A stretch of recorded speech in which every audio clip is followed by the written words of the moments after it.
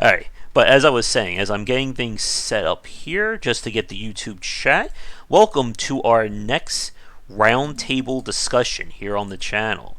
We once again have our panel here to discuss a variety of topics regarding the game industry and game design. So, let's introduce everybody. I'm, of course, Josh Placer of Game Wisdom. We have, I guess, to my top there, indie game developer Shark, who's currently working on the game Project Triad. How are you doing? I'm doing good. It's good to be here as always. To my, I guess, to my left there, he's the owner of Game Dev Underground, and he's getting his first game to be released on Steam as of February. Please welcome Tim Ruswick. I'm excited to be here. To my upper left, game economist, as well as working on several mobile and kind of MMO inspired games, Ramin Shokozad. And, Hello. and to my far left, game developer, as well as working on the game Epic Tavern, Tomo, and I will not try to pronounce his last name because I'm afraid I will butcher it horribly. Well, my last name's actually a good deal easier to say than Ramin's, but it's Moriwaki. Moriwaki. Okay. Well, at least I didn't butcher it Hello. too badly there. But it's... Can I just mention the projects I'm working on right now? Yep, go for it. I'm in Sydney working with Immutable, and we're putting the final touches on Gods Unchained, which is a blockchain collectible trading card game. And I'm still working with Two Dogs in Toronto, developing Destiny's Sword. And I just recently moved to Sydney last week. Yeah. We're dealing with, I think, like 5 different time zones now for everyone, or at least 4. So it's always fun. I think it's Saturday afternoon for Ramin right now. Almost noon, yes. Always fun. Complicated. Yes. But it's great to have everybody back on. We did one of these, I think that was back in November. And we finally have some time after the holidays and New Year's to do another one. But we got some great topics lined up, and as always, for the chat, if you have anyone to ask us, let us know. Also, I finally got the layout looking semi-presentable, so it doesn't look like just a mishmash of windows anymore, like it did last time. But I think with that said, let's get to our first topic then, and that is kind of talking about, I guess, accepting or giving feedback to new developers. This is something Tomo brought up to the group, and it's a very interesting one. I think it's one that is probably going to become more and more poignant as more people are entering the game industry, especially at kind of how much it grew over the last 5 to 6 years and where we're at now. So, I guess the first point for this is, I guess, what do you think about like talking to new people in the game industry? Because we have, between Tomo and Ramin, you guys have been doing and looking at the game industry for I think at least 20 plus years. Shark, when did you first start making Chromasia? That was 2015, I think. Okay. 2015 or no, I think it's 2016. Okay. And for you, Tim, when did you... I know you've been working on little projects. When did you actually first start Philophobia? Philophobia started, I think, in 2015, but I've been working on games since I was a kid. That was just my first commercial deal. Yeah. Yeah, same here. Yeah, so we have people who've been studying the game industry for a long time, and I remember, of course, when I went to like IGDA meetings and just meeting new people about just how much excitement there is about the game industry without not really knowing what it means to make games for a living. So I guess let's go round then. I guess what do you guys think about like approaching somebody new? And I would say, especially for both Tim and Shark, as you guys are probably like, I guess, quote unquote, the youngest in terms of like game industry experience, at least at the moment. That's good because I've been thinking I've been getting old. So Me too. That's good to hear. I do the first Friday of every month. I do a feedback Friday on Game Dev Underground where anybody can come in, they can submit their game, and I can play it live. And I've learned a lot about giving feedback because not only am I giving it to a wide range of people that have been doing it for years, also people that this is their first ever game and they just started game developing 2 weeks ago, right? But also I'm doing it live in front of other people, and everybody has their own conceptions about like, oh, am I gonna fail? Am I gonna get embarrassed? Am I gonna, different people are affected by different things. So my process, and I don't know if there's a right process, but I really try to gauge the person and the project. So if somebody sends me like a platformer that like's got some really weird controls and some really wonky movement and some programmer art, and like I can kind of tell it's a newer project, there's 1,000 things I could give them feedback on, but I try to like rein that in, right, and try to focus on deliverables. Like what are 2 or 3 things I can change that would like get them going, right? Because I don't want to discourage them. Whereas like some of the more advanced projects, I will maybe focus on the onboarding, or I'll talk out loud what I'm thinking, because watching me play on stream I think is more helpful to some advanced people, right? Rather than just giving my opinion, because my opinion doesn't matter on their project really. It's letting them know my thoughts. So I think it really depends on the type of person. Mm-hmm. And I guess we'll go up to Shark, and then we'll work our way to the left there. So most of the time when I get involved, it's not through like a game that's been submitted to me or anything. It's by like somebody asking a question or something like that. And the I like to I too, like Tim, try to gauge a person based on their question and try to request more info as needed, kind of thing. And sometimes I see people who have like the wrong kind of perception of the industry, like you'll get in and you'll get rich kind of thing. And I try to open their eyes to that kind of thing if they're that kind of person. But I don't try to discourage them unless I more like try to guide them in the direction that they truly want to go, kind of thing. I let them kind of dictate the things, and like, so what do you want to do? Are you wanting to make a game? Or you want to, make money? Are you trying to have fun? If you're trying to have fun, go at it from a hobbyist perspective. It's a good path. You can make games and have fun. If you're wanting to get into the making money kind of thing, you need to go at this from a professional aspect and take in practice of all the business things, all how hard it is in the industry to actually make money and get noticed and market and everything. And, let them know that they have a tough road ahead of them. But, if they are determined enough, if they're out there trying to learn everything, they can possibly do it. I ain't gonna say they can't do it, but if they go out there and properly prepare themselves, they have a greater chance of success. So I try to guide them in the direction that best suits what they want, kind of thing. Or, whether it's, somebody more advanced and everything, and it's like, oh, I'm making a story-based game and I'm unsure where to go.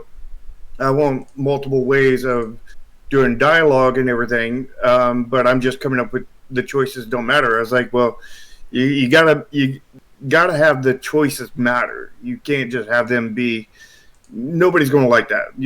That worked for a while with Telltale, but I don't think that kind of thing will fly now. And I taught them basically a path to where they can keep their workflow to a very minimum at the same time of letting all the choices matter, kind of thing. And like there's tons of other examples I could go into, but yeah, that's kind of my approach, kind of thing.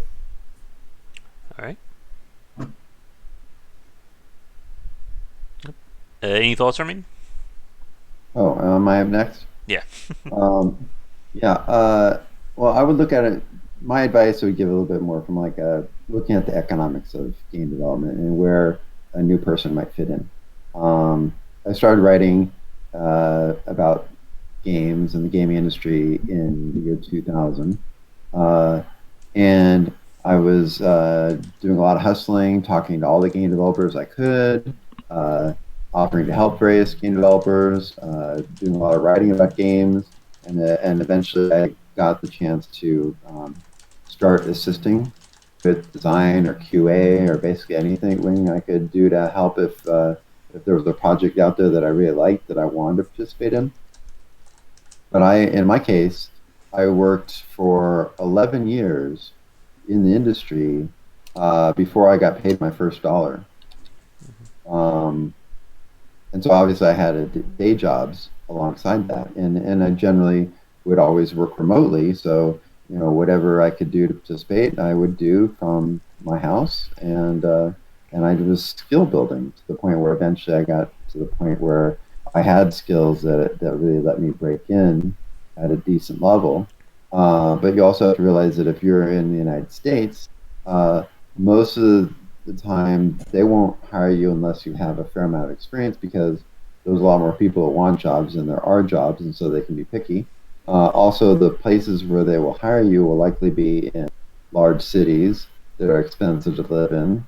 Uh, Incomes tend to be low, so even once you land that job, you have to realize that you're probably going to be struggling a little bit financially the whole time if you take a job where you work at the studio, which is the fastest way to learn, and if you can make that happen. But like even with my with Two Dogs in Toronto, where I'm working, almost all of us there work remotely, even though the people who live close to Toronto, because it's cheaper to not have a studio and people can work on their own time. And so the more flexible you are and the more you can find studios that will be flexible with you, which oftentimes means smaller or newer studios, then you're going to be able to get that experience that you can put on your resume that or build things up. But I wouldn't expect to just jump right in and get a great job right away. You're going to have to do probably a lot of volunteer work or very or low paid work for a while to build up your resume before you can start to command like a real position with one of the bigger studios. All right. And Tomo. Yeah, I think when I came up with the idea for the conversation topic, it was generally my assumption that Tim's probably interacted with newcomers to the industry something like 10-ish times more than I have. A lot The of thing newbies. about Yeah. um, my general feeling is, when we're locked up in kind of a conventional job in the video game industry, or if we're gonna, we probably be more specific than that. But like, let's say console positions on big-ish teams, that's not really. You're not in a great position to be interacting with a lot of prospective industry folks. You don't find a lot of context. Your extra time you're probably spending grabbing drinks with your buddies, trying to make your way through the struggle or what have you. But since kind of leaving big team kind of development, when was that? Like 8-ish years ago. Um, that kind of life activity multiplied by quite a bit. I'm going out and I'm going and networking, and some of the people you're going to meet when you're networking are veterans that can, teach you something, connect you with someone that is relevant to your needs. But a bunch of people you meet are just bright-eyed, bushy-tailed folk that are trying to figure out how to find their own way in the game industry. And it just, I mean, like anybody, and it's like try to treat them like their own audience. What makes them tick? What are the things they need to hear? And maybe what are your objectives in dealing with that particular audience? Um, but I think for myself, the newcomers are an opportunity to try to see what people are like that aren't in my industry. I spend so much time, all my time really, socializing and working with people that really have been making games for so long. I mean, I don't even know how to describe how different we are from like, what regular is. So there's one thing that's my personal kind of selfish goal, but I think the thing to do is to my theory about networking is that you shouldn't look at a group of people and try to sort them for who is more or less valuable, because your criteria or your methodology for analyzing who is more or less valuable is too flawed. There's no way you're going to be better than random. If anything, you're just going to establish constraints that might block you from being more open-minded about people you're meeting, and that's just over the course of years extended to people that have no experience whatsoever. So really, first order of business is to extract from them the things they can do, and the next order of business is try to figure out how I can help them. That's kind of the basic essence, I guess. Yeah. And I think going to Tim's point, that it's very hard, like when you're talking to new people, and even people who are somewhat established, understand, what their actual skill level, what their knowledge base is.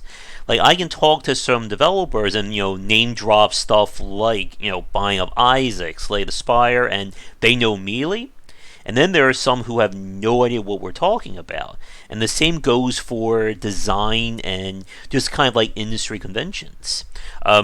Shark remembers when we did that podcast with his name was Mark, who did Vision Software. He said that was at the beginning of January, and his very first game was a Metroidvania, and that was like first game, first commercial project, and I think it was the second commercial product. It was first or second, one of those two, and he nailed that. It was definitely his first Metroidvania, and he nailed that design so perfectly that I thought he's been doing it for years now, like making multiple games. Unfortunately, I think he only sold like 20 or 30 copies. That's the sad part of that story. Well, that kind of stuff happens. Yeah, but you never know really, like what is going to be that skill level. And the same thing goes for kind of their temperament when it comes to describing this stuff. I don't know if you posted yet, Tim. We did a recorded podcast talking about your game as well as your thoughts on things. And It's not live yet. Okay. Yeah, it's not live. I'm sure you will edit out like all the angry and hate, mean comments I said to you during that thing. All Hour and a half of Josh smashing my game. all the profanity that I'm always known for on this channel. I'm sure all the audience does as well. And I remember, like when we were talking about you basically said, Josh, be as mean as you want. And unfortunately, now I still can't be 100% mean to someone, even if you give me that luxury. And it's tough to know, like when you're talking to someone, just what they're going to take.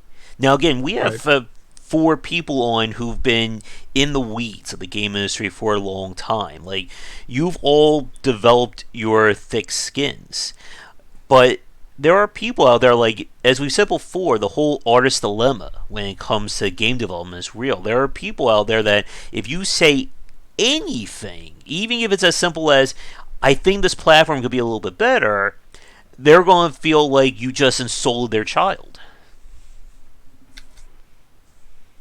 A common thing that happens that I've learned to recognize quite quickly and then navigate around it because I come from like a motivation type of deal. I work with a lot of new people, right? That's majority of what my channel is. People have never made games before. So my goal is to keep them making games.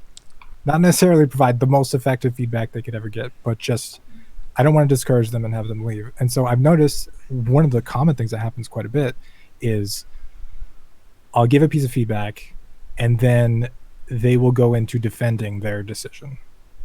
Or tell me, well, that's there because of this and that, and I put that there. And it's interesting because like you can gauge a lot from how someone takes something. And I haven't quite figured out a way to like explain to people that like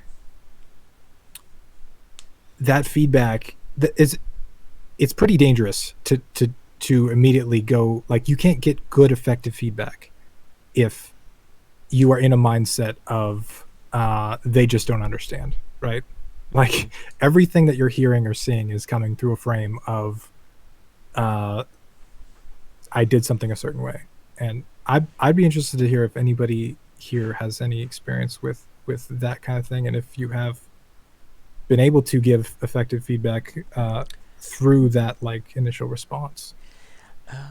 I guess for me, like I've gone like obviously like I get a lot of indie developers who finish. Like I guess for me, like with the people that come to me, they've already finished like one game. They've already gotten a game out, and they want to let me look at it on the channel or see what I think about it.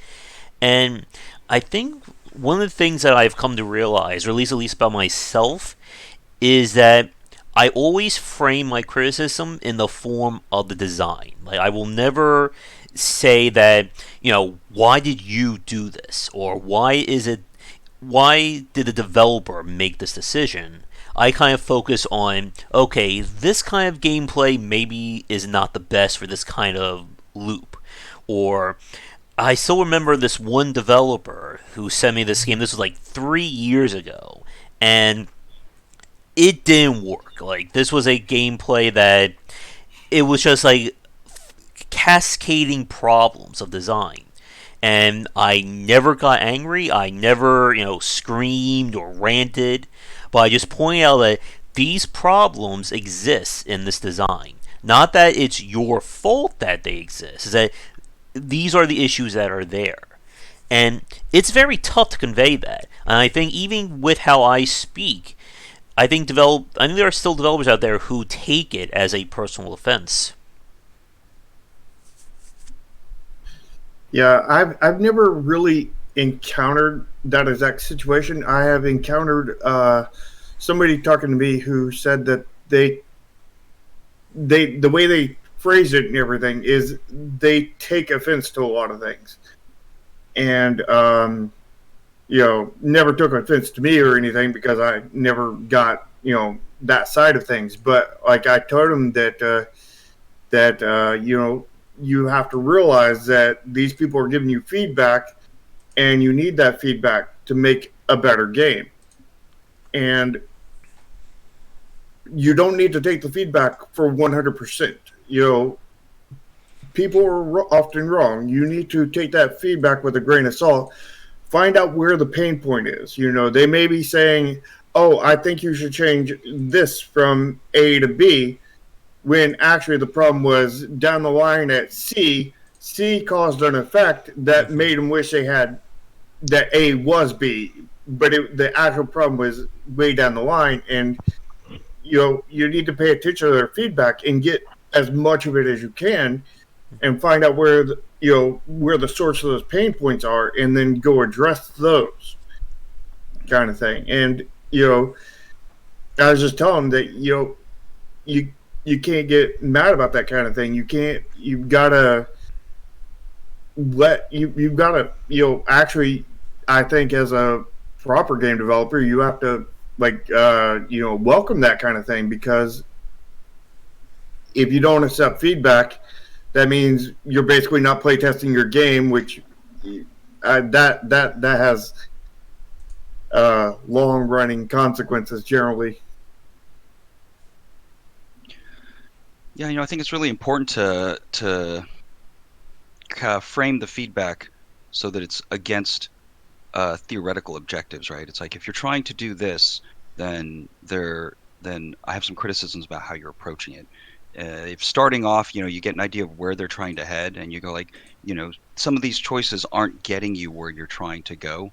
Although that said, I mean, I try to turn things around on myself, and rather than worry about whether someone's going to take the feedback the wrong way or get defensive, it's like see it as a responsibility to give them your honest opinion, and then just try to get better at it. And I usually just start with the plainest, simplest description of what I'm thinking about this, and not necessarily getting into too many details, just talking overall, and without maybe without too much negative language, I guess, because it's like hurting people's feelings. That's not the goal necessarily. But I mean, I know for myself, I still occasionally, if I'm not focused, I can hear feedback and do the wrong response, even if I'm not feeling defensive. It's like I'm explaining or something, when it's just, if you can't, you get more benefit, right? If you can reach out to that person giving you feedback and convince them to get crazier, convince them to get harsher, convince them to get out of their mouths what their concerns are. And yeah, you take it, consider it, and you roll. Hmm. And I think Thorn asked a question that I think is pretty good here. Where was it? I guess, what bar should new developers set for full projects? Because I think this is another big point about kind of giving that first time feedback. Because, as we all know, everyone has very even minded aspirations when they start making their first game. I'm not going to think about making a MMO Battle Royale 500-hour infinitely replayable game as my first title. And this is, I think, another one of those big things, because everyone who gets in the game industry has that dream idea. And I think this kind of goes side and side, or goes part and parcel with how they accept that feedback. Because when you tell someone their idea sucks or there's issues with it, this could be something they've been dreaming about for the last 20 years of their life, and they can't wait to make it. I guess both for Tim and Shark, you guys both mentioned that you've been thinking about and working on coming up with game ideas for, back when you were in your teens. I've spoken to other developers like this. There's that one guy who's the author who went to Kickstarter for his fantasy RPG. Like, he was describing, like this 30-year plan to make this game. And when you have these grand visions of what your game can be, it's very hard to tell somebody realistically, you may not be able to actually make that game. It may be your dream, but it may stay that. Yeah, with that, my dream game and everything, like I look back at it now, and through rose-colored lens, I can see the greatness. But I look back at the lack of experience I had back then, and the design was not up to par. Like, most things were not up to par. It was really, really behind, kind of thing. Like, the core, the feeling is there. It's going to be amazing, but the future me needs to, when we have feasible means to actually achieve that kind of game, the future me needs to go back and basically redo everything, because it just isn't up to par, kind of thing. I think you can do that forever, though. Especially the smaller your team. Like, you can gain so much skill in the course that it takes to do something that by the time you're done with it, you can do it better. And you can never stop. And so my whole thing with people is, I grew up in an environment that was not supportive, right? I grew up in an environment where I needed validation of other people, right? Like, I grew up in a pretty hostile world. So I think I resonate more with people that are a little on the defensive about their creative things, because I've been through a lot of experiences where I made a thing, I wanted to show somebody the thing, and all I wanted was just somebody to say it's good, right? Like, I wasn't actually looking for feedback. I was looking for validation, but I didn't know the difference. So I think I'm a little hypersensitive to that kind of stuff, and I try to encourage that people learn general people skills, like soft skills, right? Like, if the way that you frame something, I think, can tremendously impact how it's received. You can never affect 100% of it, because there's still a whole nother person on that end, right? And they have their own wants, needs, desires, lenses, experiences. But there's a lot of general things, like, starting with something good and then going to something bad. Like, I like the art style, but this specific thing could probably use some tweaking, right? Like, doing that kind of thing can balance stuff out. Little details, I think, can make a big difference too. Any thoughts, Tomo or Ramin?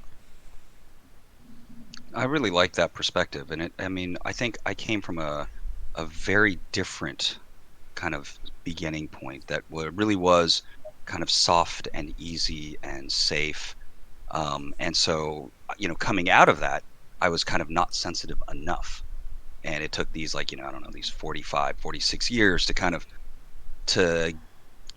build that sensitivity and really appreciate the benefits of approaching people that way. I mean, for sure, newcomers to the industry, they need to know that there are some harsh lessons coming their way. but that doesn't mean you got to be harsh with them, right? I mean, I definitely do a lot of laughing and joking about my own path and how difficult maybe parts of it have been.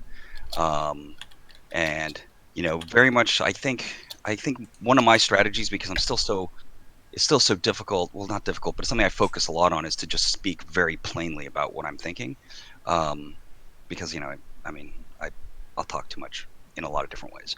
But it's convincing this person that you're giving feedback to, that you're willing to help, and that you're willing to help in other ways too. I think that can help kind of create the right environment for maybe someone who isn't ready for feedback, but like everybody, they need it.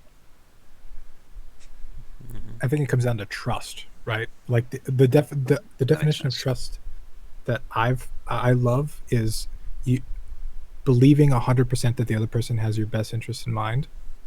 And when you first meet someone, your first interaction, some people are more trusting, some people are less trusting, right? And if you can just identify that, like how much do they trust me?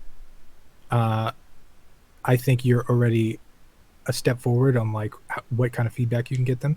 And actually, I think one of the things I love about Game Dev Underground, this whole like YouTube, Twitch thing, is that people watch my videos, they consume my content. So by default, when I interact with somebody, I have a little bit more trust than other people do, because people have already kind of met me without me meeting them in a way. And so I can probably say a little more than most people can, but I always try and gauge like, like how much trust do I have? Because like if you've known somebody for 20 years and they're a really close friend, they can say, hey, dude, this game sucks. You need to stop. You need to pause this project. Like it's bad. It's really bad. Like that's completely different than like some random person off the street, right? So yeah, I just try to gauge that. Well, as you probably know, I've written a lot of articles about stuff in the gaming industry over the last 20 years, and sometimes I'll just give general explanations for things, but a lot of times I'll use case studies where I'll mention the pros and cons of various games and the systems that I'm looking at, and generally people find this helpful. The people who I say good things about their products seem to find that the most helpful, and sometimes hire me. The companies where I'm critical of, where I tend to say they need a lot of work here or there, those companies have never hired me. But if you stop to think about it, those are the companies that could get the most value out of getting my help. So on one hand, you've got the rational, logical process of learning where your weaknesses are and strengthening those and overcoming them. And on the other hand, you've got the emotional being that wants to be told they're great, they're loved, they can do no wrong, and will get their feelings hurt if you say otherwise. And in any major studio, there's a mix of these two types of people. So I will get a bunch of people who say, yeah, we really need your help. And then I'll get a letter written by somebody else who says, no, we don't want you. It's tough because a studio isn't just one person usually. It's usually a lot of people. And in order to get to help a studio, you have to make everyone happy. And that can be a nearly impossible job unless you've never said anything about them and they don't know anything about you. Because somebody will always have an opinion about something. So it's a tough industry. And to be honest, the groups that I've found that tend to be the less than, have more tougher skins and are more willing to get feedback are smaller, hungrier groups like in Eastern Europe or in Asia, where they're trying to break in and they're trying to be really successful, and because of that they have less ego that gets in the way. Yeah, I've gotten a lot of. One of the best things about doing this stuff with Game Wisdom is I get to talk to developers like all around the world. So I've had a chance to speak to people from Poland, Australia, not just Ramin anymore, India. I even know a developer from Jamaica who was making his first game kind of like a visual novel style game. And you're right that for a lot of them, like when you give them feedback, they're going to take it and absorb it, because they didn't grow up being, told that game development is going to be this very easy, very, amazing thing that you can do no wrong with. And it's tough to convey that to people. Like when I do my presentations about the reality of game development to like teenagers and such, I frame it by saying that if you think you're just going to be able to walk in one day and it's all going to work out for you, it's not. And the scary thing that a lot of people, again, I think still haven't really grasped is that you can still do everything right and you're still going to fail. Like, it's not a case where, you complete the test and you're the hero, everything works perfectly out for you. The story has a happy ending. It unfortunately doesn't work that way in real life. Don't you wish you could I would just press the recommend the montage Kotaku button? article that just came out talking about what went wrong with Anthem over at EA. It's actually talking about what happened in the 3 studios that were working collectively on Anthem, and I think that it's a long article, but it's definitely worth a read. I would say that some of the main takeaways: they didn't have clear leadership. They didn't have a clear vision of what they were building before they started building it, and that vision of what they're going to change, if it was there at all, maybe it took 3 years for them to come up with an idea for what they were actually building. It's nice to have the luxury of being paid for 3 years to be working on something you're not even sure what it is, and then once they had an idea what they're going to make, they kept changing that idea. It seemingly like every few months. Mm-hmm. If you're going to make something, you have to have a clear vision of what you're going to make before you start building it, and you don't need to worry about why do all the design before you even start? Then what am I going to do during the game? Well, there's always more design. There's always more things that you can improve or add or make more in depth. But you have to have a clear A to Z roadmap of what you're going to build before you start building it. Otherwise, it can take forever, and the result can look like a transporter malfunction. Oh yes, I mean Nice. we have, or like The Fly. Yeah. And I mean, like when I do a lot of, like the spotlights of games here, like, and we've said this before, it is impossible for the consumer to tell how much time you spend on a game. We have played games that look like they could have been made in like 6 months to a year, and this is something that took somebody 3 to 5 years to make. Just as we've played amazing games that look like the developer, must have spent decades perfecting this design, and they still did in like 2 years. Now, obviously, every design is different, and again, like that's its own separate topic right there. But it's hard for a lot of people to know, and I think Tim brought this up earlier about having those soft skills with regards to like getting the game industry. Like he was talking about from more of the personality standpoint, but there's also skills again about project management, being able to sit down and say, I need to do X, Y, and Z. How do I properly schedule that time? And I'm still horrible at that as well with all the YouTube stuff and writing, but it's this kind of stuff that can quickly dovetail a project and can just turn into this just mess of ideas and proof of concepts that never get out the door. Yeah, it is. I mean, it's really tough because, right, it's just those soft skills that you're talking about are really essential in so many of the different interactions we have, because you get the situation where, like just what Tim was talking about, how like they actually don't want feedback. Like that's a huge thing if you can recognize that. I think for me the big lesson learned was and I knew it was gonna be Tim who would mention it. This gauge how much you trust, how much that person trusts you, and then go from there. I think that resonates with me as a very powerful statement relating to how to give feedback the best. Mm-hmm. And I think like another point, I was trying to see if it popped up in the comments. Like, here's what I was saying about. Like, we've been talking about things from the point of view of going big. But I think there's also another issue with people going too small. And we've seen this, I think, with just the bar that's been raised among just all aspects of the game industry. Like I've gotten games from like first time developers who put out on Steam just like simply like a match 3 game or a breakout clone. And that's what they're attempting to sell.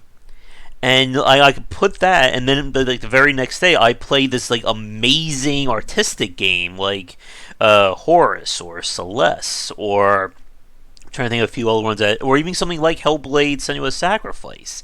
And it's that, and I'm just like sitting there going, that game that I just played, I don't know who would want to spend money on that game.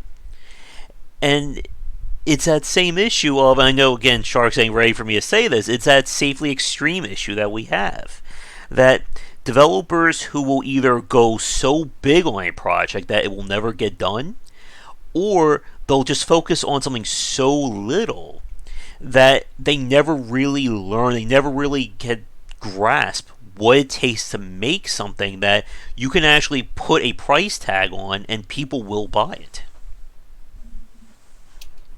Yeah, I think that you there is very much a learning curve there on learning how much is enough, and this goes back to I think it was Thorne's question earlier. How much is enough? Where is that bar? And the answer is nobody knows. I'm pretty sure. I'm pretty sure nobody knows, but I think getting feedback, having people play your game, see how much I enjoy it and whatnot. This is, a good stepping stone on finding out if this is good enough. I mean, the way I found out was it good enough for ours was, testers gave feedback until the point where the feedback and the testers dried up. Once there's still some feedback, feedback of stuff that we could not feasibly do, kind of thing. But there wasn't any feedback of stuff that we could do reasonably. Mm-hmm. And we had been working on it for, well, technically 3 years, but only 2.5 years of that was actually working. The other 6 months was sort of an impromptu vacation in there, but it was about time, and we needed to get it out, and there it went, kind of thing. Mm-hmm. And again, like accepting feedback, like these are all topics we could come back to, like for future roundtables. But there's, yep, go ahead. Oh no, ahead, go for it. I was just gonna say. But like with regards to getting that feedback as a new player or as a new developer, there's always that idea of I'm just going to take all the feedback and just put all in my game, and surely the game will work out perfectly. And as Tomo's cringing up there in the corner, it doesn't.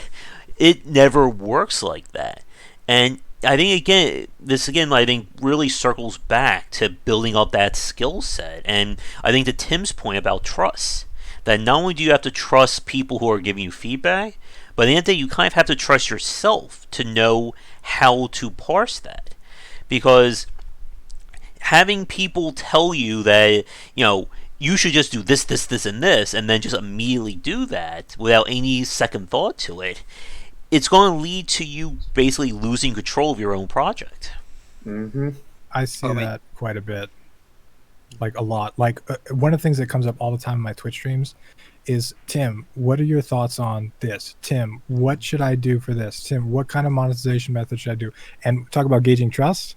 I can tell that they trust me more than they trust themselves, because they're asking me questions that like there's no way I could know the right answer to. Mm-hmm. I don't know anything about their project, right? That's been a huge struggle for me personally, because I did the same thing. I followed a bunch of people's. This person thinks it should be this game. This person thinks it should be that game, and you can get lost if you don't know what you're building, or you don't trust yourself enough to figure it out, and you don't have like a solid plan forward. So yeah, trusting yourself is super important. I feel like the way we analyze and absorb feedback is just as sophisticated and important a skill as any of the others. The core design of the game is not necessarily vastly more important than your ability to gather good feedback and respond to it, because how can that core improve otherwise?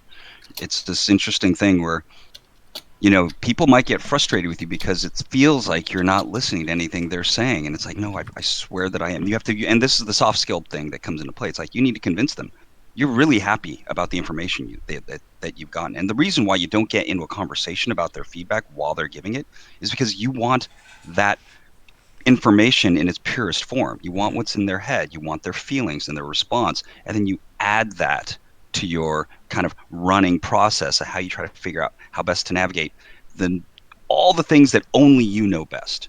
They can't know those things, so obviously they can't respond to them.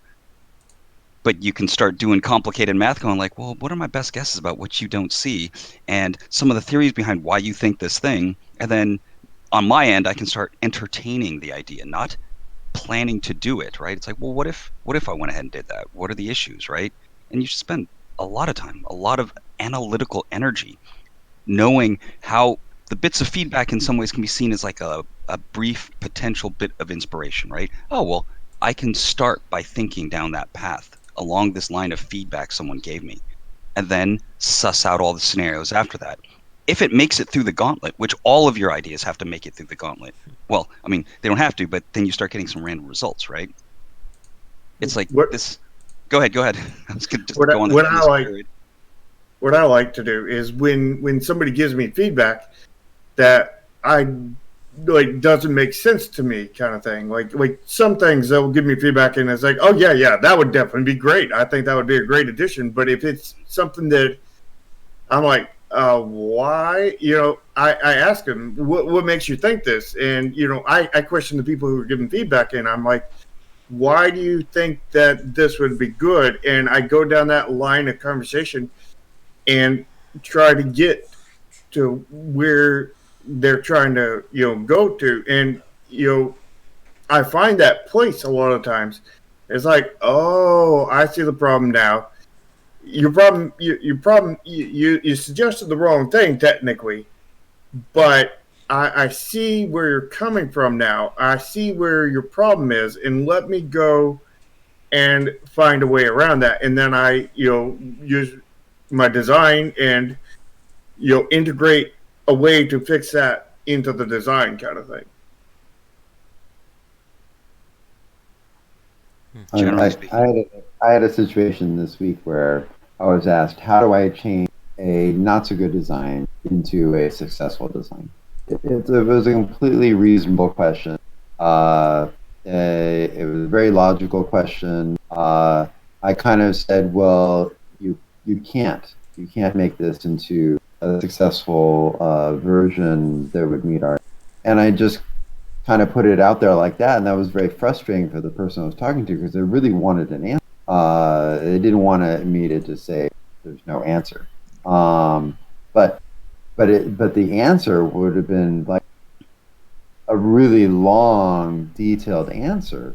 So I thought about it. I thought, well, I'm not helping the situation by just saying no. So I sat down and I wrote a 6-page paper explaining in detail what the obstacles were and what would need to be done to overcome those obstacles. And then that was actually much more useful, and more work, obviously. And I couldn't just give that answer instantly. I had to write it out. But then the other person was like, oh, okay, now I see where you're coming from. Now I see the obstacles you're seeing. And now I have a better understanding of why you were a little bit reluctant here. But at least now I have something to work with. Oh, it sounds like that's such an awesome story. Mm-hmm. I think that's a real good point there, Ramin, because that's another thing. When I find, like when somebody asks me a question and it's like I see the problems in it, I try to, convey those problems to them, let them see the problems, and then they can now have that information and know which way they want to go with that kind of thing. Well, you can give better feedback when you understand their point, what's going on in their minds better too, right? So sometimes it's like, before I see the thing, tell me what your objectives are. Tell me why you're doing what you're doing. What are the things that make you tick? And then you can give feedback that kind of fits, that is at least supportive of the kind of direction they're heading. And then before that, sometimes I've done it before. That's like the first thing out of my mouth is literally the worst absolute thing for this particular person to be hearing right then, because I didn't do enough recon or something.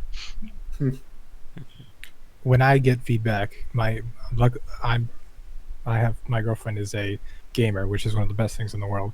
But every once in a while, I have her sit down and play my game, and it drives her crazy. But I make her play the game in silence as I stand behind her, and I constantly ask her things like, "Why'd you do that? What are your thoughts on that?" And it just drives her crazy because she wants me to like talk about it the whole time. But like I just complete silence and then random questions here.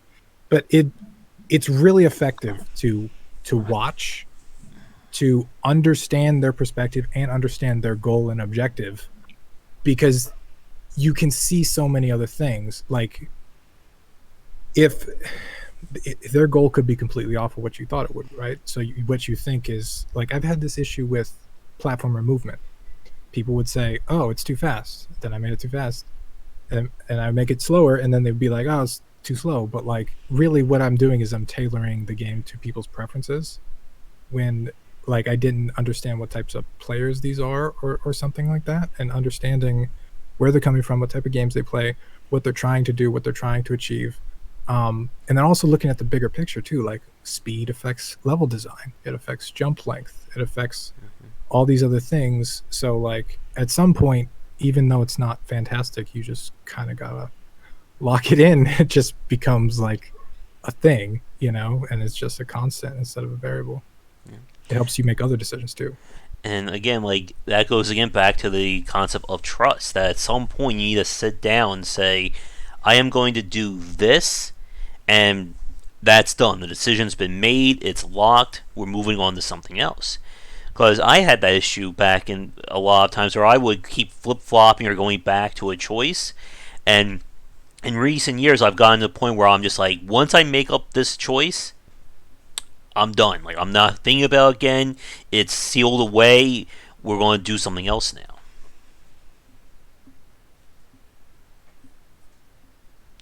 Let's see. Yeah, and we've had discussions about kind of like the effective ways of playtesting as well. And again, that's another completely different topic. As a quick time check, we are just under an hour. We kind of set a soft stop point for about an hour and a half, so maybe like another 35 minutes, give or take. I guess, are there any other topics or any other questions regarding this topic that any of you want to focus on? And for the chat, if you have any more questions about this, let us know right now. If not, I think we'll move on to our second major topic. Oh, cool. That was good, though. Feel like I learned something. Yeah, me too. The influencers part 2. Oh yes, let's all talk. We could talk about YouTube as well at some point. I think that's a good question from Deagle. Should you ask for targeted feedback or general feedback? I mean, the answer to that is what are you trying to do? Like, getting feedback isn't like a generic, always true statement for the whole thing. Like, it's not like feedback is necessary for progress in the generic. It's that you should have some idea about where you have uncertainty and questions about how you're approaching things, or you have some focus in your need for information. And so if you're in a position to get feedback from another, then you attack them with that agenda, right? You're like, my goal is this is what I'm trying to figure out. Throw it at throw feedback at me with that in mind. Like, imagine if I had like written a book and I just like tossed the book your way and it's like, can I have feedback? It's like, I think that the cover is the wrong color. Yeah.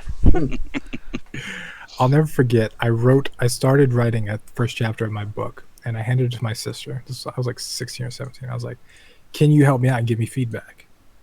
What I didn't realize was she was a teacher, and she gave it back to me marked up in red pen with like 1,000 things on it. All I wanted was like, "You wrote a good story, Tim." And like I got like it graded basically. So I think the type of feedback that you need is really, really important. For my projects personally, I find like the earlier in a project, I kind of like to just put it in front of people and just see what the hell happens, and just like see, do they like it, are they engaged, what things they do they do that. But like the longer the project goes on, the more focused like it gets. Like I'm like, okay, now I designed the economy, the progression system, how often should this thing unlock or whatever. It starts to get really, really focused. And Deagle, like you playtest Cyberpunk, you've noticed as I start releasing builds now, I ask for specific, what are your thoughts on this? What are your thoughts on that? I think having a goal, knowing what that goal is, and then asking specific questions is important. And I think just asking for like, do you have any feedback on X can even get, it really depends on who you're talking to.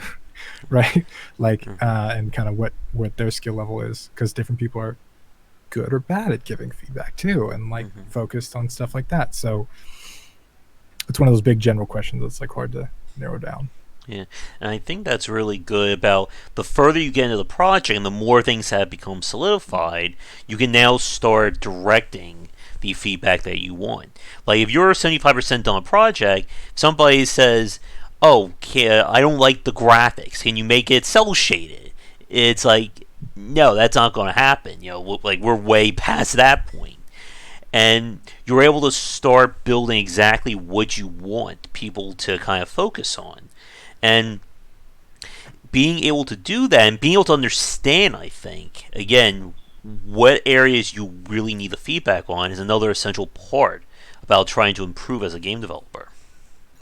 I think you should be getting both kinds of feedback generally.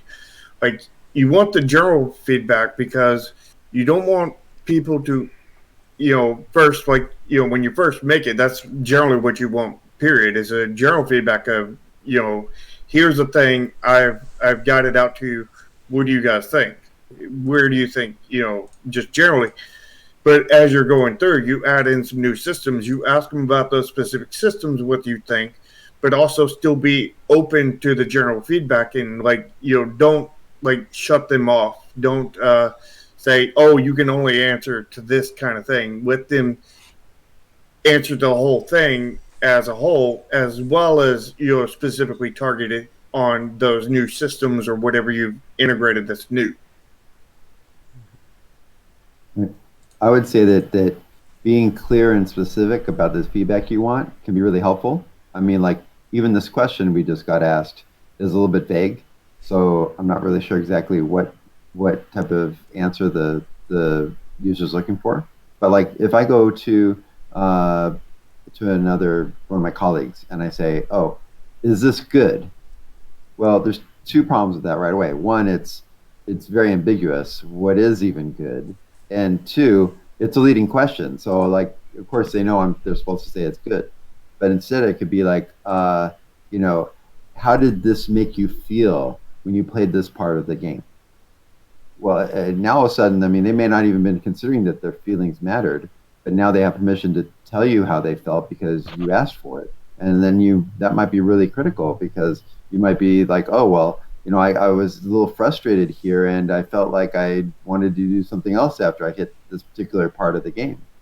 Oh, well, that's great. That's really important to know, because maybe I have a UX problem. Maybe I have a problem. Maybe my reward system or my progression system is broken, or any number of things, but I may not be realizing it. Yeah, one of my favorite things to ask people is, what do you think? What do you think the game's trying to tell you what to do right now? It's like, is it? And it's a kind of a backward way of saying, like, how clear is the game experience, right? Do you know what you should be doing? It's like, well, what does it feel like it's telling you right now, like you should do? And at the beginning, you often get answers that are kind of funny and kind of depressing. Because clarity. Tomo, you look like you're playing in candlelight. Yeah, well, it is 5:30 here on the West Coast, and so the sun just went down. Actually, though, I guess I can harshly and sharply change that. Oh, we're all blind now. The lens flare. Yeah, actually, that's those they have those light bulbs that like connect to your network and you can play with and change the colors of. That's Huh. one of those. I just got to get a couple more in there, then I can turn this upstairs home office into a disco room. Right on. I need a Goals. fog machine. I think with that, uh, let's see. I think Dragon asks, how to analyze what makes a game work design-wise. I think that is its own like massive topic. We could certainly delve and spend another hour in, but let's move on to topic 2, and this is going to be talking more about kind of what is going on, or our thoughts on what happened to kind of the MMO genre, or where it is now. And this is one that Ramin pitched. So I know you've been thinking about this, so I'll let you lead things off. Okay. All right. Well, we used to have a lot of great MMOs, and then World of Warcraft showed up, dominated everything else, and everybody else tried to copy World of Warcraft, failed, and then nobody really made too many like real serious attempts to make MMOs for a while. I would use maybe Anthem as an example of a recent MMO that was attempted. Um, there was a great Kotaku article talking about what went wrong during the 6+ year development Mm-hmm. cycle of that game. Um, but I would say even if it's not just well, I don't want to answer all the questions here, but what's going wrong on the production side? Uh, do we even need these games? Is there demand from consumers for these games? Is there a way to make them cheaper and faster, but still just as useful? I have a lot of questions that I'm trying to ask myself right now because I kind of think that consumers want an MMO, but I don't want to have to choke down $50 million to make one, and get 3 years into it and realize it was a bad idea. And the MMO genre, as everyone on this panel I'm sure watching is well aware of, it's not a quick and easy genre to jump into. They're like basic, like just getting something absolutely basic and still take years and millions of dollars. And it's one, and as we all saw during the thousands there, or whatever we're going to describe that first decade, so many developers jumped in thinking they would be the next WoW, and it led to the complete collapse of that market. And it's something that I don't think has ever like fully recovered. Like, would you agree with that, Ramin? Yes, but I'm also asking myself whether it even should recover. Mm. I'm asking myself, is there a way to meet that MMO need, but without the MMO, or maybe like a smaller MMO? I mean, I'm trying to be creative here because I want to solve this problem, but I don't want to do it by making the same mistakes over and over again. Well, if you went with a smaller MMO, then it wouldn't be a massive multiplayer online. It would be a medium multiplayer online. Okay. Medium Well, MMO. yes, maybe, but the way I'm approaching it is, what if it was still an MMO, but I reduced the scope of the playfield instead of reducing the scope of the social interaction? There is that game. We did the interview with the developer working on that dinosaur one. I forget the name of it off the top of my head. What was Yeah, I it? remember that game. Someone I forget the mentioned name of it. Realm of the Mad God. That's a fine example of Yeah, like a reasonably Ark or successful small scale MMO. And the point I was saying, like they were talking about, like trying to build it, keeping like the player base or keeping the player size like very small, or at least small in terms of an MMO. And I think like Rami and I, we both spoke about it. I think this was on our very first cast. Like, there's definitely a market for that kind of social interaction, that being able to work with players on these kinds of projects or on these games. But again, it's like trying to figure out what the scale of your game is going to be that seems to be the killer in these cases. Because we've seen, like, this is going to be like the second half that I was talking about on our chat, the whole rise of live service kind of becoming almost like a pseudo MMO experience for a lot of people. Because you have games like Fortnite, Warframe, And even like what we're seeing pitch, like Anthem was supposed to do this as well. That it's a game that they want you to play every day with new continual content, and that is essentially an MMO minus the social interaction point of it. I mean, Destiny 2 took a really interesting turn. They went free to play, separated from Activision, and then reclassified themselves as an action MMO. And I mean, they've always been doing it big, right, with Destiny's major budget production. But what I don't know if you guys saw, but they went free to play on Steam in September, and they were in the top 10 revenue earning games on Steam. So in 3 months, they were in the top 10 for the entire year as a free to play game. So I think when we look at them, I mean, a traditional MMO like World of Warcraft is going to be hard because where are those fans at? They're probably playing World of Warcraft, and convincing someone to switch MMOs is probably one of the harder things you're going to do when it comes to like game audiences. But also, like Destiny 2 has kind of taken a more casual approach to it, where it's got this multiplayer aspect. It's got the things that we love about MMOs, the progressions, the cool loot, the experiences with other people, but they've also significantly reduced the amount of time required to play, the time investment, and even with their whole new light system and stuff like that, they've made it easier for some random person to just start up and play with their high level friends.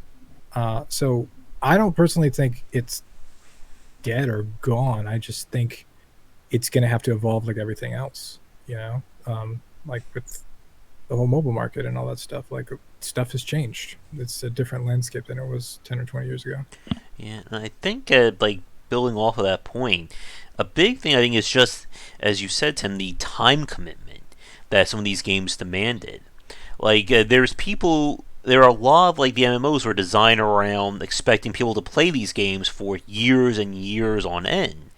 And right now, like the only game that really has that amount of content still probably big is obviously World of Warcraft. And like we said before, there's so much risk that goes into saying, I want to build a large scale MMO. Are you really going to be able to design 5 to 10 years worth of content? And chances are the answer to that is no. And what we've seen from a lot of the live service games is we're building a game and we're going to start out with, a decent amount of content, let's say a few months worth of content, and then we're going to release more expansions based on feedback and whether or not that game is going well. And I'm sure to the people watching, we can look at Warframe being probably one of the biggest examples of this and how much that game has changed and grown over the past decade. I think like 2 weeks ago, Oscar or Alberto took me on a little tour of Warframe now, and they now have spaceship combat and ship customization, and I'm sure they're adding in even more stuff to it. And none of that stuff, I'm sure, was spec'd or scoped day one of that game being released. And it really has, like, the whole idea of live service, I think, has really changed for a lot of these games. What it means to, and even going back to our first topic, thinking long term about what you want out of a project. Well, I think I think we want to separate out kind of where we want to kind of like talk about the details of this. There's a game like Warframe and all the new stuff that came online after its 4th year is a very different state than a person who's trying to start an MMO, right? Warframe made it through that initial life and death struggle with trying to get enough, get critical mass with the user base and hold them long enough and monetize them enough to kind of get you sustainable. And they did that fantastically, and they just went to town from that point forward. By the way, I have probably over 1,000 hours in Warframe. And Destiny's another one that had some struggles here and there, but just kept with it. And obviously, if you can afford to put hundreds of millions of dollars into a game, you're not taking the same. I mean, you're taking risks, but the risk of not being able to do enough aren't going to be the problems that you run into the same way, like for the really big players. I mean, I think that Spry Fox and the Realm of the Mad God and more recently Steambird's Alliance, that's probably the easiest to identify kind of like smaller player that's still playing with the ideas of MMO, right? Where it's going to be massively multiplayer, it's going to be online. We're going to try to keep people playing for months and months and years potentially, and they've met with some amount of success. Like to be fair, they're geniuses. Yeah, and So, I'm so sorry. I have a question for y'all, for mainly Tomo and Ramin. What do you think is the thing that is appealing to players that get them to get into MMOs? Is it the social aspect? Is it the social plus other stuff? Is it what kind of aspect is it? Because what I'm thinking is how can we build not necessarily MMO, but build those aspects that they like into other games, kind of thing. Well, I would say your progression and reward systems are critical early on to hook your gamer, and I would also I would say that um, your game has to make your player feel competent. If your player is good, has good reflexes, and likes to and is likes to be rewarded for having good reflexes, then your game should be one that does that. It rewards the player that has good reflexes. If your player is a smart player that likes to strategize over time, then they're going to be looking for a game like that, and your game should let them know just how smart they are when they do something smart. But long term, what's going to hold the player there is your social systems, and that's probably the part that we struggle the most with as an industry is how do you build social systems? Mm-hmm. And I think part of that's because maybe we're so used to playing computer games ourselves that the social sphere isn't really our area of expertise. Mm-hmm. And as we had one of our other conversations about when it comes to the MMO, and especially to that content generation, it's impossible to keep up with your players in terms of the amount of created or developer created content. They're just going to go through it incredibly fast. I mean, you see this like every time there's a new Destiny expansion or Destiny patch, probably in like a day or so, there's a news piece saying new patch be in already within 12 hours, and it's just that unless you have, like what like Fortnite's doing, releasing content patches every 2 weeks, every 3 weeks, you're never going to be able to keep up with that. And that's why the player created content, in terms of like social interaction and what they're doing, is pretty much the only way you can feasibly build a game long term to survive like that, or at least survive long enough while you're building more content in the meantime. I feel like sometimes that can be seen as a worse problem than it actually is. Obviously, the leading edge of the player base will be able to consume theoretically any amount of content within a week, right? I can't create a game, release content that takes longer than 100% of a week's time to get through, right? What is that? Like 144 hours, something like in that range. So it's not reasonable to do that. You can create kind of progression structures that take a long time to get through, and obviously sometimes that produces more or less positive results from the audience. I mean, why should I say more or less negative results? But there are there have been a number of interesting kind of approaches to kind of time boxing the player base's interactions with things. And I kind of want to say that stuff that World of Warcraft did with the artifacts, and this idea where you level the artifact up, but every level takes exponentially more experience points, and every week that goes by starts to exponentially increase the experience points you get from those things, was a really interesting exploration into try to create a time locked experience rather than a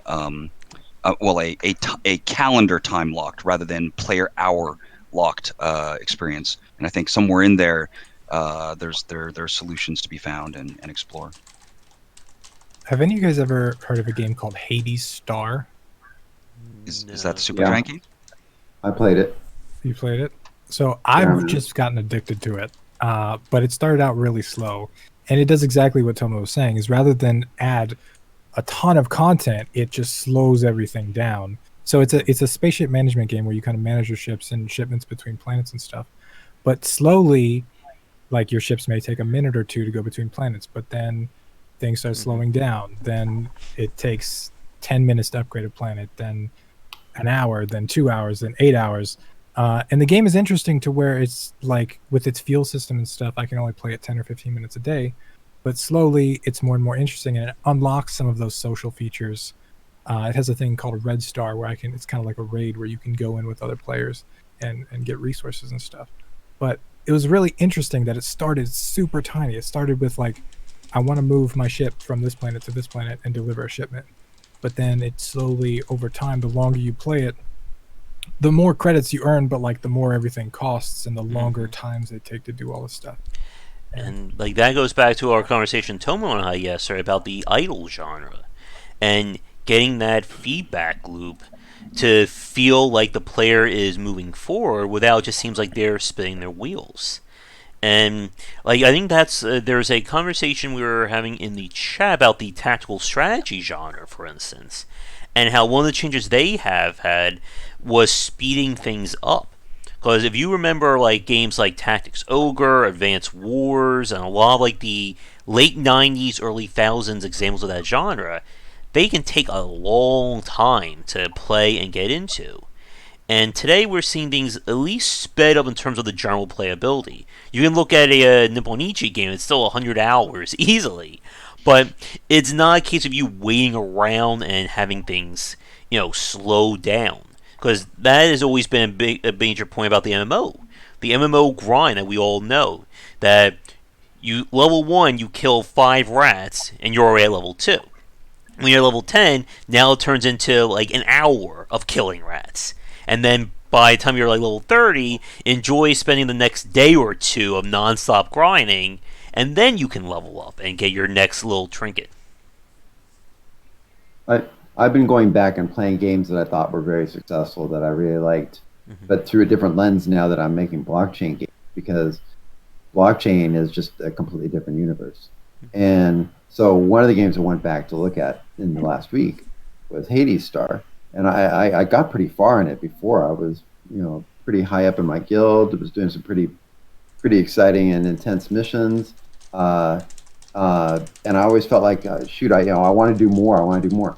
But when I went back to play it, I was like, oh my God, this is so complex and there's so much to do that if I want to even get back into this, I have to play this like 4 more hours a day, and I just wasn't ready to do that. So that actually flipped backwards on me. It's like, yeah, once you're hooked and you're pulling along, that's great, but the barrier to entry, once you're pretty far along, to go back after having been out of it is just too great. It's not like I can just jump into Mini Masters and do a couple matches in a few minutes, or maybe even this new League of Legends tactical game where the chunk size is small enough that I don't have to I can leave and come back many times over potentially years, whereas that game's not like that. And I had the same exact experience like 2 weeks ago when I went to load a Warframe again. I played Warframe, I think, somewhat heavily. I think that was like late 2017, maybe early 2018. Played for like 3-4 months and then I stopped. So I had a medium-ish kind of character along the lines in terms of account progress. I went to load things back up and I'm like, I remember nothing of any of these game systems. I have no idea what I'm looking at. And I'm like, what the... Apparently I was trying to do something. I'm like, I have no recollection of this. And it just like with you, Ramin, like I just completely bounced off of that game because I was like, I don't want to spend this time having to relearn and kind of like have to like suffer instead of just restarting and kind of getting my feet wet again. And it's that kind of same thing we see from a lot of these live service games, that when they start approaching years of development, it can become very hard to come back to a game and you realize everything that you knew before is changed and different. I had a very similar experience with Warframe. In fact, I've had that similar experience a few times over the years because I'll take like several months off, right? And things will have been added. And honestly, there's so much complexity. It is just progression curve, nestled within another progression curve, nestled within another progression curve. And you try to start playing, and that first time you start playing, it's nonsense. And I mean, a lot of games are like that. Although World of Tanks is pretty easy to drop back into, actually, generally speaking, over the course of the Right? last 5, 6 years. I've been doing that.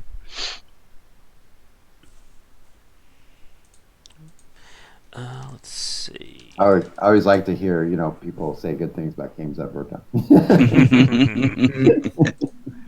I mean, although interesting thing about World of Tanks now is that in some ways I often will play around the holidays because their holiday promotions are one, they've been doing them for 3 years and they have been repeating them, and they're just generally very favorable. It's a good time to get back into the game.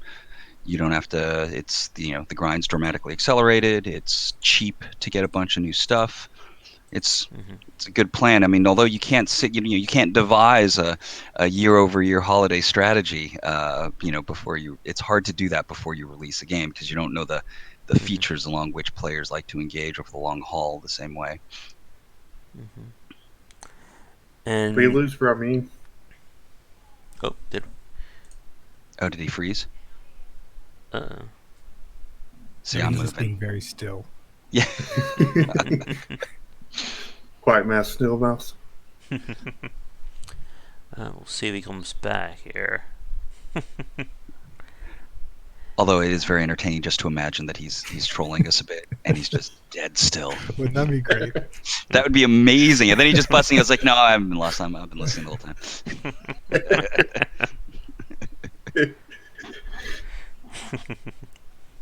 Yeah. The So while thing you he's guys are frozen, talking though, about, some more stuff with respect to this kind of MMO topic. I feel like there's still a lot of demand. That much I feel is pretty certain. You'll see Kickstarter games that promise old school MMO Oh, experience, oh, and they'll get really good responses.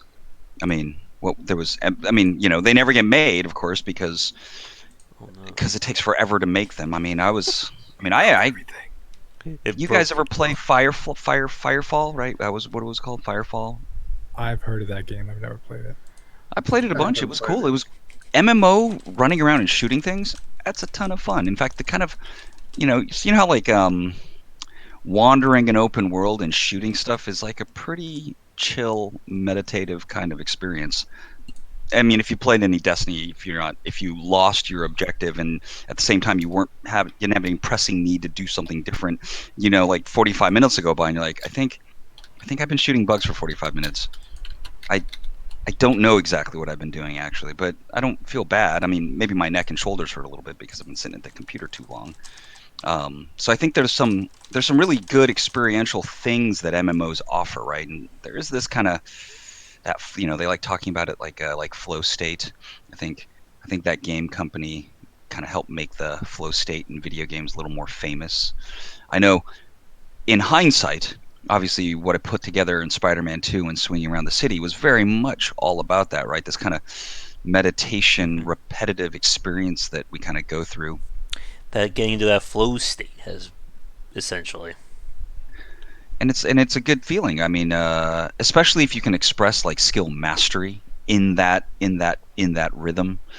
Um, I feel like these MMO experiences have a lot of that to offer, right? It's like, oh, I'm wandering through the Badlands. Oh, I'm making sure to adjust my path so I can clip the mining and all the gathering points as I make my way to X, and I'll take a little bit of a slowdown as long as I can get some more, more stuff. And it's like, oh, there's a rare monster that sometimes spawns. Let me just get close enough to make sure if I can spot that guy, and then and all the while I'm like talking crap to my guildmates or something. There's when you start establishing that behavior pattern, it's once you do it, it's really hard to say you're never going to do that again, right? Because there's something kind of special about that. And so I think there'll always be a strong demand.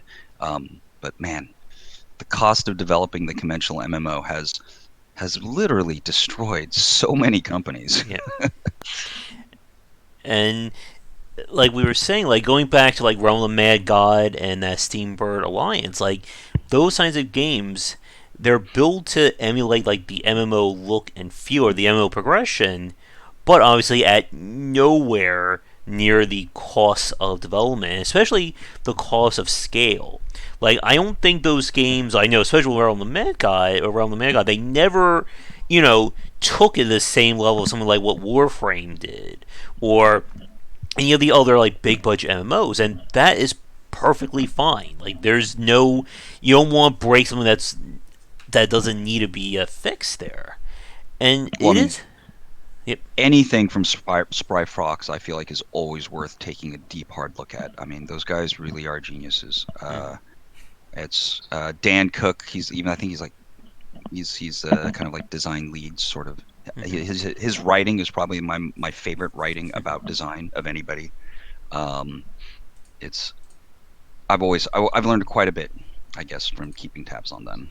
Guys, remember Triple Town, that puzzle Dude, game? I was just about to say, for like 7 years, the only game that ever got me to pay money was Triple Town to unlock turns. Like, I prided myself on the fact that I didn't pay any money for movies for years, and that was the only game that broke me. Like, you were right. There's something about like design is so fascinating like that, right? Like it could just compel you so much.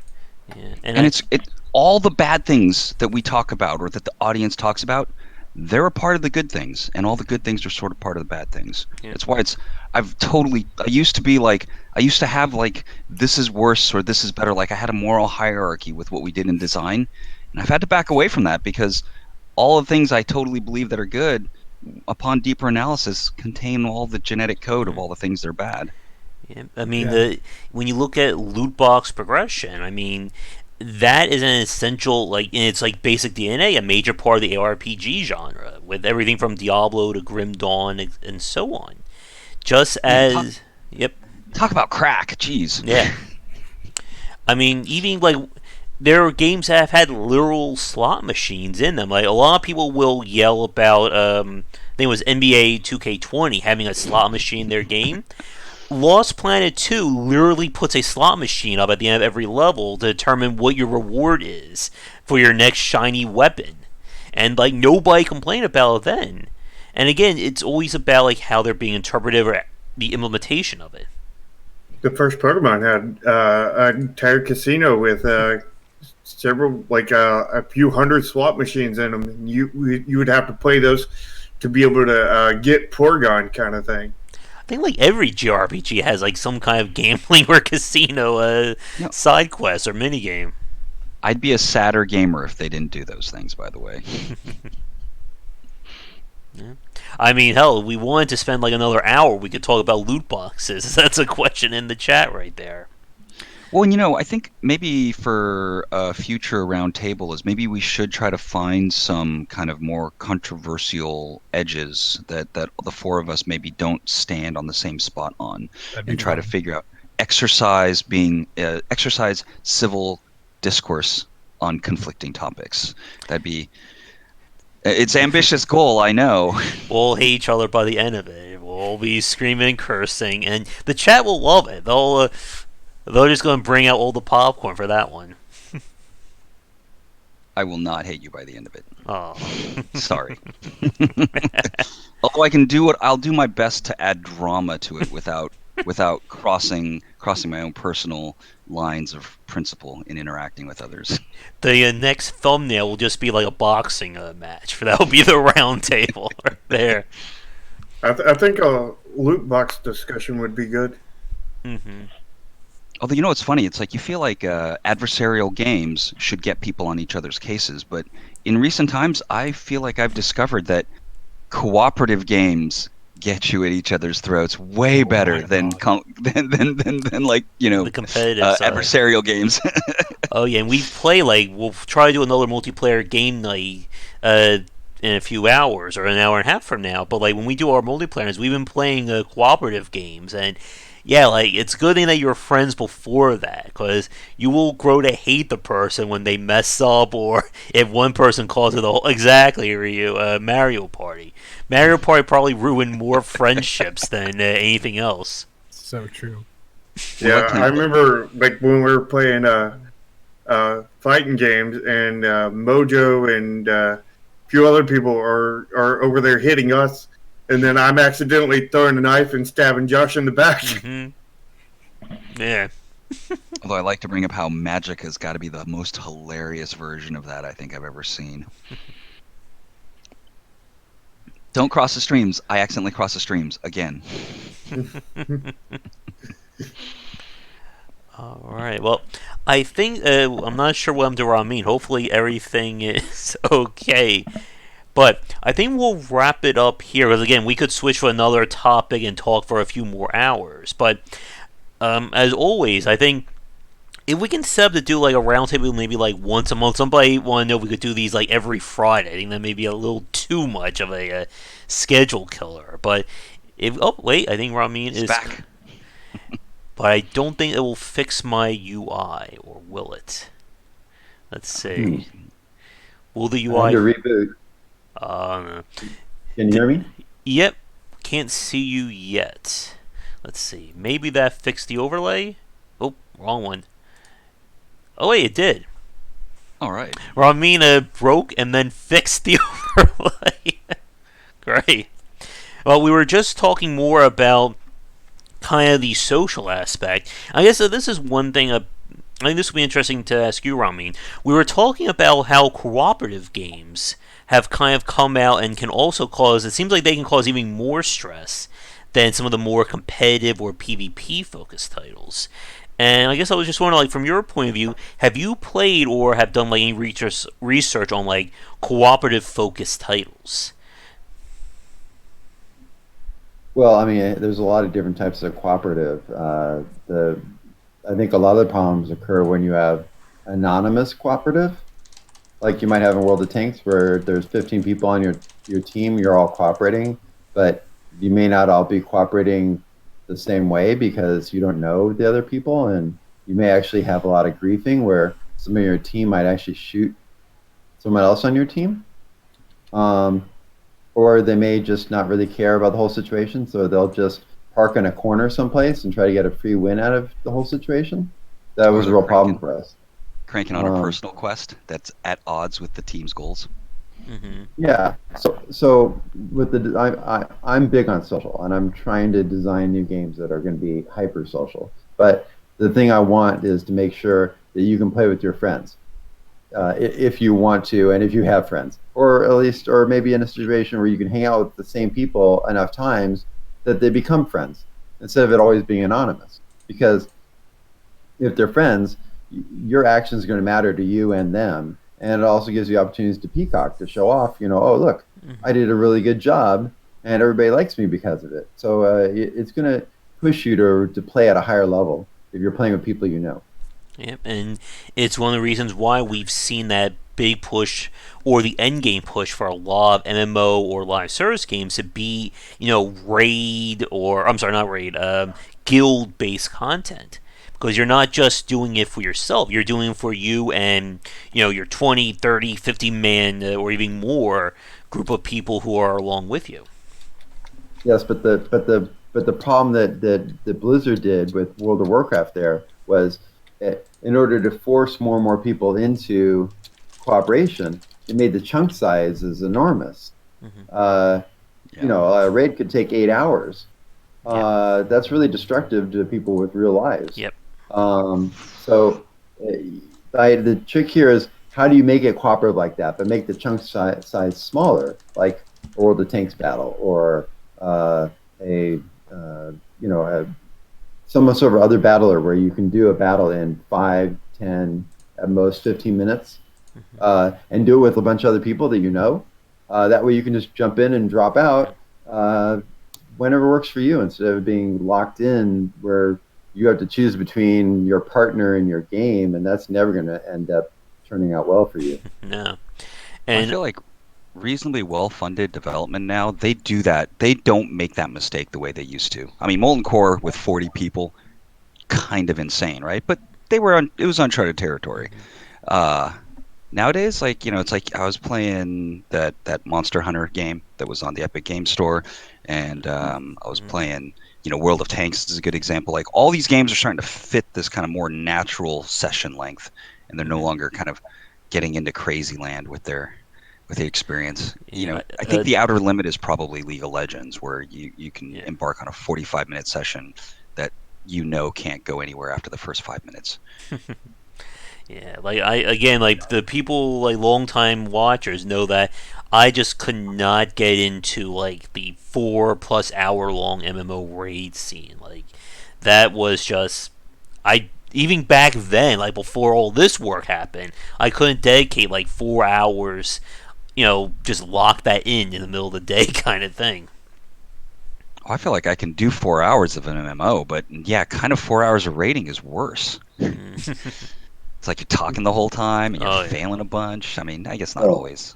if you can exit whenever you want and you want to play for 4 hours, that's great. But if yeah, you can't Exactly. exit because you yeah. got people that are depending on you, I mean, I can't even count the number of times I had my partner walk in at like 2 o'clock in the morning and say naked and say, "Come to bed, Ramin," and I'd be like, "Oh, I'll be right there." And then next thing I know, I look over, it's 5 a.m. and I'm like, "Oh, I really screwed up."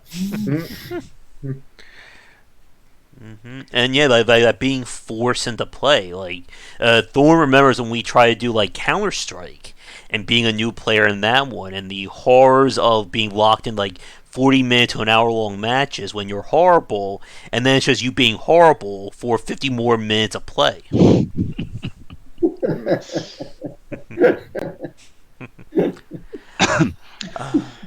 guess. Back in the good old days, that was how we got good. Yeah. This Not can too apply to a adamant lot with of that. things, not just games.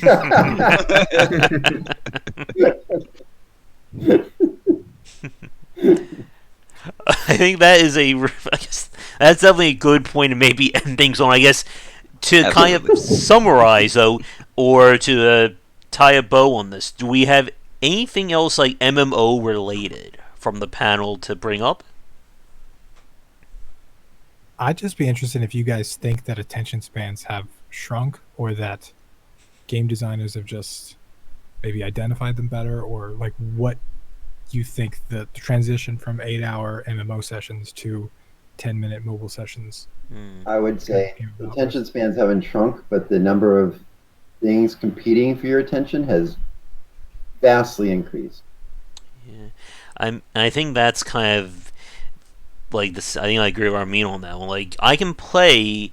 Like I have over 90 hours in Monster Hunter World and doing the expansion now, and like I am happy to sit 4 hours on and playing them, but it's not hours of. It's not like a continual set. Like I will play in like an hour chunk here, maybe 2 hours, and then I'm done. But that is like a specific time. Like I have all this other stuff I need to get done, and it's tough, I think, to really be able to build a game, around like the market these days. Because as we all know, you have so much competing with you. Like you can't. I think you can't use World of Warcraft as an example anymore. A game that you can spend 8 to 10 hours a day playing and always find new stuff in. Because like we going back to the Warframe and kind of that returning player example, that you can't force somebody to play your game every day. Like if they want to play your game and they can still learn and grow, that's great. But you can't tell someone if you don't play this game 3 hours a day, 7 days a week, you will never make it. You'll not have any progress. Yeah, I think breaking up the game in such a way that players can get back into it is a important topic that we should probably discuss at some point. I think that in terms of the attention spans, I mean, generally speaking, I think that us humans over the last, let's say, 20, 30 years, it's not like our attention spans have shrunk, right? But for sure, there are more things competing for them. But I think in the context of MMOs, and especially if you kind of like walk down the path of like of Ultima to like EverQuest to WoW, and then of course WoW's 15-year trajectory towards fundamentally more and more accessibility and supportive of shorter sessions, I think you'll just find that if you want everybody Like before, back in the old days, those experiences were like they attracted people who could tolerate that, right? In fact, if anything, they were very attractive to someone who wanted to spend all day, potentially all week, playing a game, and it was kind of like wonderful flypaper. But there's limit to those number of people, right? We're not that's a small-ish percentage of the population, and even those players probably over the course of time kind of used up their own willingness to put 8 hours a day into the game and enjoy it more now for its kind of easier to access experience. And so I think that shift, at least in MMOs, was largely one of accommodating a larger potential audience. Yeah. Um, And I think. Oh, and I'm good with that answer. Sorry. Go ahead, Josh. I was going to say, and we saw this with kind of like a lot of developers, like when Kickstarter was like in its heyday, try to push to bring back those old school MMO days. When you had to spend, 18 hours a day of grinding to make any progress and try and make that, try to bring back that norm. And I think the majority of those games kind of like failed. Like they never got the funding or they just never turned out right. And I think it goes to what you were saying there, Tomo, that a lot, like the market grew to become more accessible, kind of in a weird way, almost adopting Blizzard's strategy of figuring out, okay, we want more people to play. What stops them from playing in the first place? Let's get rid of that. And to like Thorne's point in chat about kind of like the rise of like a lot of MMO or MMO style games on the phone, that's a really good example there. Everybody has a phone on them when they go out, so they can pull out their phone at any time, play like 10 to 15 minute chunk, and then go back to their work. And they're still making progress, just as somebody who sits at their computer and loads up a game for a few minutes. It's an interesting perspective. So it's not like mobile gaming shrunk the attention span. It's more like having a device with you 24/7 that was capable of these things exposed these little pockets of time that you wouldn't sit down at a PC to fire up an MMO, right? It's just it was always there. It's just kind of is more accessible now, and people are identifying it. I think there's a topic there about kind of like the mindset of like going into playing a game. Like for myself, like I always feel different when I'm sitting in my room with my phone versus sitting at my computer to play a game. Like it feels like you are dedicating like a different experience when you're sitting here versus out there, or even if you're like waiting like for a bus or waiting for like an Uber driver to come and you just load up your phone and play a game for a few minutes to kill time. No, those kinds of experiences are, I mean, and it's like, right, it's not the time you actually spend playing isn't really the time that the game is influencing you about, right? It's the time you spend thinking about it. So you strategize how to just go 1, 2, 1, 2, 3, 4, do like, literally like a high speed, highly focused 60 seconds of maintenance and then you're out again. But it's going on in your head all day. Mm-hmm. All right. Well. Yeah, there was. You guys know about those games? It probably lasts like 5, 6, 7 years, mostly in China. Browser-based kind of games like Diablo, but they play themselves entirely, like truly play themselves. You mean like those like idle RPG kind of games, almost? I mean, imagine if it's Diablo, but your character walks to the quest giver, gets the quest, then wanders over to the area where the monsters that need to be killed for that quest. Kills monsters until that quest is done, goes back to the quest giver, turns it in and gets the reward, and then goes and gets the next quest and then does it. And you can sit there and watch it all. Those and games you are actually fascinating. Pay to have it auto run longer or something. Yeah, it's a very weird experience, but it exposes some. It got me to realize that maybe I shouldn't enjoy so many, arthritis building clicks when I play Diablo. My girlfriend and I went to Dave & Buster's and they had this Monopoly game there because we were going to different games, and I do the same thing when I get feedback on my game. I just like to watch her play games. It's fascinating to me.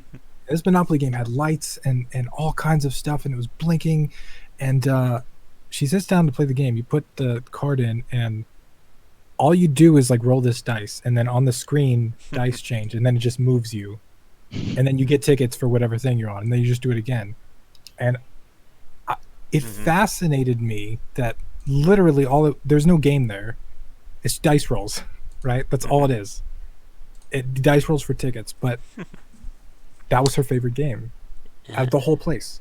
And it was just so fascinating. Like how much of this is actual game design and stuff, and how much of it is theme or feeling or dopamine or sound effects or triggers and actions. I feel like the essential takeaway for me with respect to game design is that what you do in the game isn't as important as what's going on in your head.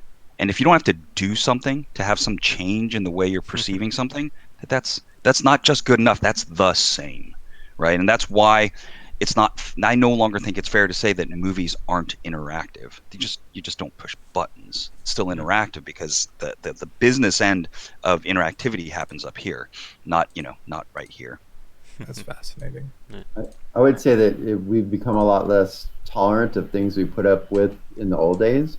Like even when you bring up Diablo, I think of like inventory hell, and like I was at a studio, I won't say which one, where they wanted to put like an inventory system, and it was very restrictive, and I was like, well, I managed to get like 2 hours into the game before I maxed out my inventory, and now I'm in inventory hell, and now I'm spending like half the time I'm playing just trying to decide what I'm going to throw away, which is awful too, because then you've got reward removal where I had to throw away the stuff I earned just to be able to keep going and pick up new stuff. And in Guild Wars 2, I wrote a whole article about how they created intentionally inventory hell so that they could sell more loot bags. I mean, this is the type of stuff that we just don't put up with anymore, hopefully, in our games. But that was just like standard for more than 10 years. Now more and more, I think we're making games, or at least hopefully we're making games that are a little bit more life-friendly. They don't make you do so much grindy stuff or drudgery. It's more and more pure gameplay.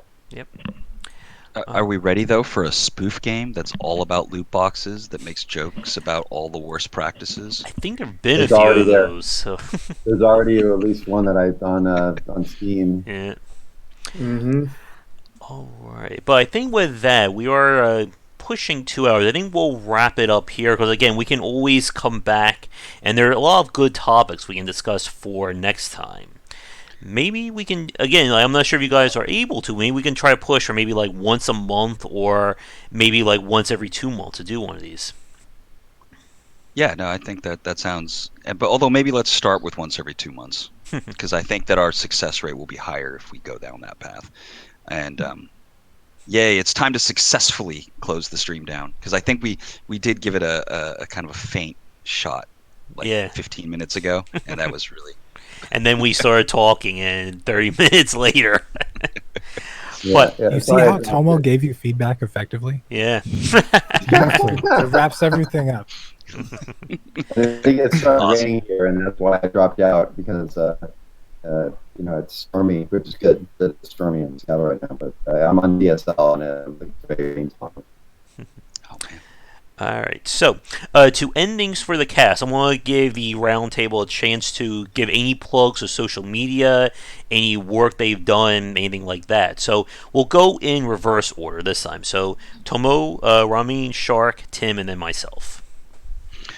Okay, yeah. So my studio is working on a game called Epic Tavern. It's in Steam Early Access, and we stream development and have conversations on our Discord channel. Our Discord channel is discord.gg/Epic Tavern, and our Twitch stream is Epic Tavern, and our Twitter handle is @Epic Tavern. Thank you very much for having me. It was a pleasure having a conversation with you guys. All right. My economy for Gods Unchained is about to go live in the next few weeks. We did a $7 million pre-sale. Once the economy goes live, you'll be able to actually earn money playing the game. And our early investors, the ones that dropped that $7 million, are already, their valuation of their investment is currently at around $20 million. So it's been one of the world's best investments. So hoping to, if you want to check it out, it's kind of like Magic the Gathering, but with blockchain, where No one can ever take your cards away because you own them. They're on the blockchain, and you can trade them to anyone you want, anytime you want. So we're currently working on Project Triad that doesn't have a name yet. You can follow development on our Discord channel, which should have a link to that in the recorded description of this video. You can also follow me on Twitter at Nexus Games INC1, and soon I'll be posting stuff on there. And I've got some really, really good stuff to show off, and I'm almost ready. I keep on saying that, but All right. And I run a YouTube channel and Discord channel called Game Dev Underground, where it helps developers all over the world build, finish, and launch better games. If you want to be a part of it, just Google it. You can find it. And me personally, I'm launching my first commercial game, Phalophobia, on Steam February 10th, and my next game, Cyberpunk, later this year. You can Google those as well. All right. And as always, I'm on Twitter at GWBicer. We have a Discord channel, obviously, for Game Wisdom. That is linked down in the description below, as well as the Patreon. And if anyone wants to get early and ad-free access to a lot of our design talks, you can subscribe there. It helps things out. You can also follow me on game-wisdom.com. Check out my books and all that other great stuff. But that is going to do it. So, gentlemen, it's been a pleasure hanging out with you this evening. We will be back at some point later tonight for our regular game streams, and we'll see when we can get everything aligned for another one of these roundtables. But thanks again, everybody, for coming out. Nice hanging Thank out you, with you. gentlemen. thank you. Bye, everybody. All right. See you. Until next time, everyone, have a great rest of your night, and come back for daily discussions on game design here and on Game Wisdom, where some of the art and science of games. Until our next roundtable, have a great night.